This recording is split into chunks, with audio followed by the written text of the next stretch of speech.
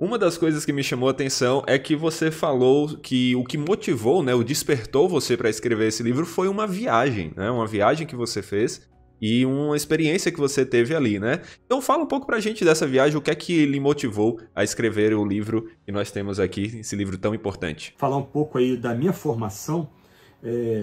Desde cedo na igreja local, me instilaram amor pelo Antigo Testamento e por Israel. E eu preciso deixar claro aqui que eu nunca fui membro de uma igreja dispensacionalista, né?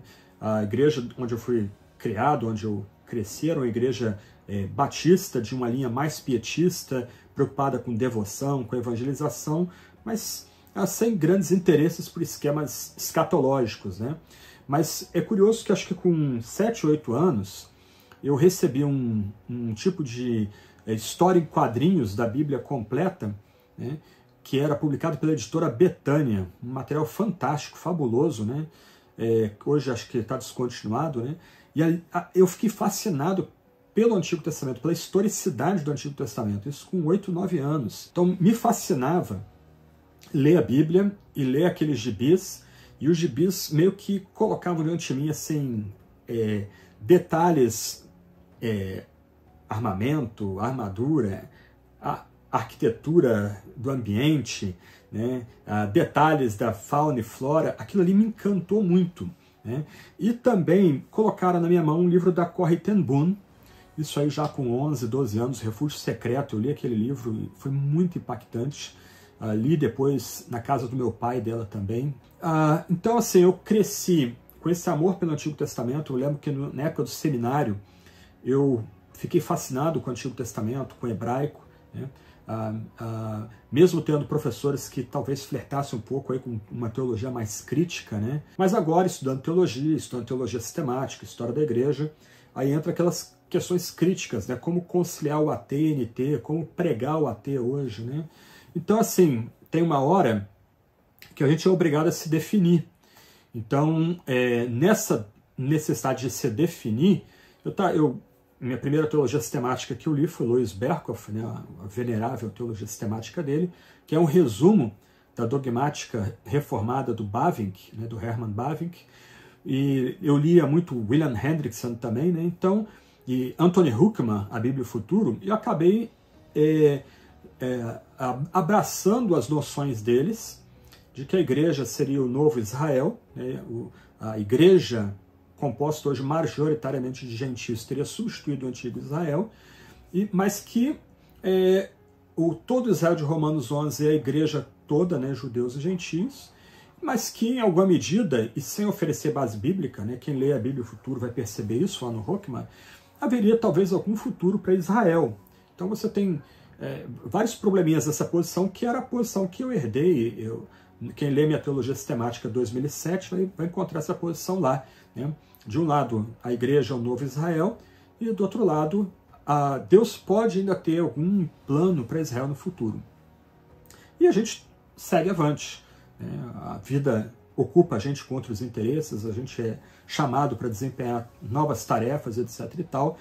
E em 2013 eu fiz a primeira viagem para Israel, que foi muito impactante, foi onde eu conheci o Yehuda Hochman, a quem eu dedico meu livro aí. Mais adiante eu fiz uma viagem com alunos do seminário em 2018, e em 2019 eu fiz uma viagem outra para Israel, foi um grupo menor, para passar um pouco mais de tempo lá. Foi uma viagem espetacular, cada detalhe da viagem eu guardo muito na memória. E no último dia nós fomos visitar um museu, o nome do museu é Amigos de Sião, Friends of Zion, né? É um museu dedicado a homenagear os gentios que apoiaram o sionismo de Herzl, que conduziu os judeus de volta para sua terra amada. Mas assim, tem uma sala que ela homenageia os cristãos que, antes dos judeus começarem a pensar em termos de sionismo, né, da autodeterminação dos judeus como povo e do seu retorno para sua terra ancestral, esses cristãos já estavam trabalhando questões teológicas ligadas a esses pontos. Curiosamente, o museu não destaca nenhum dos puritanos, que depois fui descobrir a posição deles, né, mas destaca uma pessoa em especial, o avô da Corrie ten Boom. Quando eu vi o busto desse homem ali, foi como toda a minha memória anterior de júnior na igreja, de adolescente na igreja, voltasse com força. Um homem simples, um homem que passaria como anônimo, destacado esse museu. Por quê? Porque o pastor do avô da Corrie ten Boom, que era da igreja reformada holandesa, um dia visitando, bate no ombro dele e diz: não seria o caso de começarmos uma reunião de oração aqui, para que Deus venha a lembrar das suas promessas a Israel e reunir o seu povo e fazer o seu povo retornar para a sua terra? E aquela reunião durou 100 anos. Né?